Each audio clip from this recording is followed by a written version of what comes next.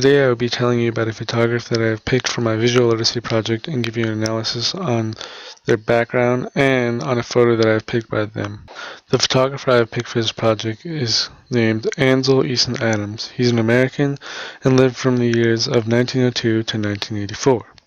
Some important and biographical information is that the point in Adams' life that decided pretty much his photography career was his vacation at the age of 14 to Yosemite National Park with his parents.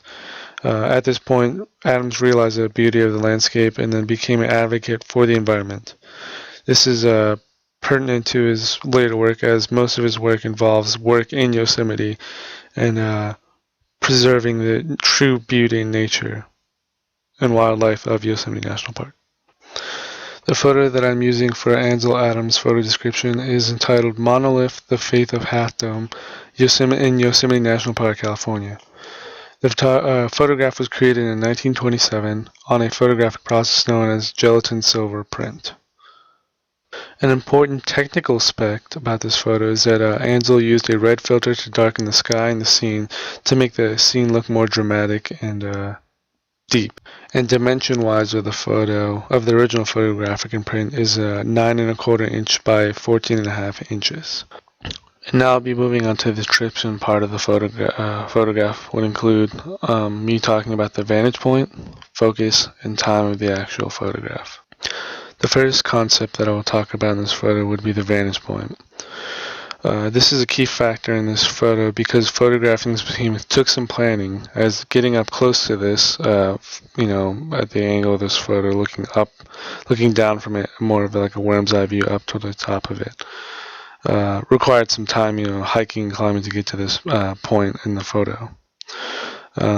With the hiking and the climbing, actually brings the viewer closer to the rock and kind of creates this really large and vastness of the photo as it expands out of the actual frame of the photo up here. The next description I will address is the focus of the photo. One of the key factors that plays a role in the actual focus is the tones that have a pronounced effect on creating the main focus point of the photo. The photo does have a large depth of field, as you can see with everything's in focus. There's no blurring or anything like that. The main focal point of the photo is centered in the photo, which would be the actual rock face half dome. But because of the snow-covered rock around the side right here at the bottom, and this off to the left and to the right, the contrast of the tones of the heavy white and heavy black created framing of the rock, of the half dome rock. And then this causes the main focus point to be the actual rock itself, the behemoth half dome. And the last description point I'll be talking about in this photo is the time. It is the last piece of this moment and the time of the rock face. This picture has a sense of timelessness almost. It's, a moment frozen in time. It almost leaves the viewer in a trance-like state, as is like, if you leave this, area and you come back 10 years later, it'll be exactly the same. Maybe it's because of the fact that there's snow covering or whatnot, and the actual coloring of the sky and the tones, and the whole image itself just kind of evokes like a timelessness, like there's no time being counted when looking at this area, or being in the area, or being in nature, or anything like that. It's just completely frozen.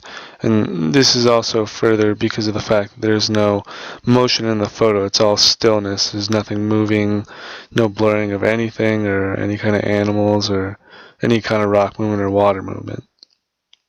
Next, I will be moving on to my interpretation of the photo by Ansel Adams.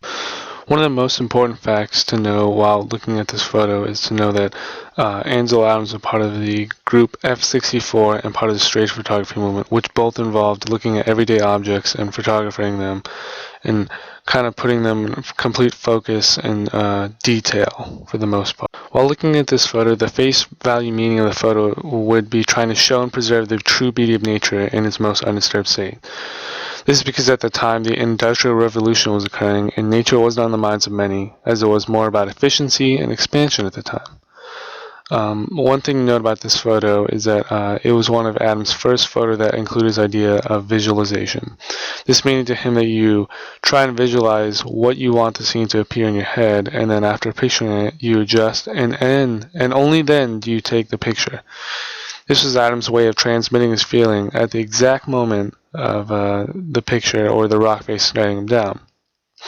It is one that should invoke emotional feelings to the viewer, almost like a deeper inner feeling. This relates to his belief that there are always two people in every picture, the photographer and the viewer. Thus it is pertinent that the photographer transmit that meaning of the photo as best as possible.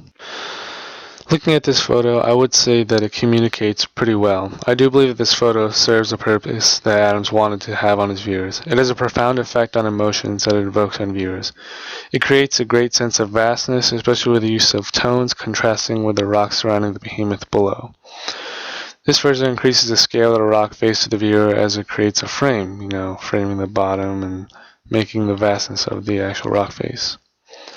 The red filter helps darken the sky, thus being hard to tell the time of the day and creating a sense of timelessness. And leaves the viewer in a sense of drama and suspense. Overall, this photo does a good job of translating the emotions that Adams had at the time and passing them on to the viewer. The only critique I would have would have been trying to get the rock face at a different angle, such as more of a worm's eye view, and even creating a bigger vastness of the actual rock face. One last noteworthy thing about Ansel Adams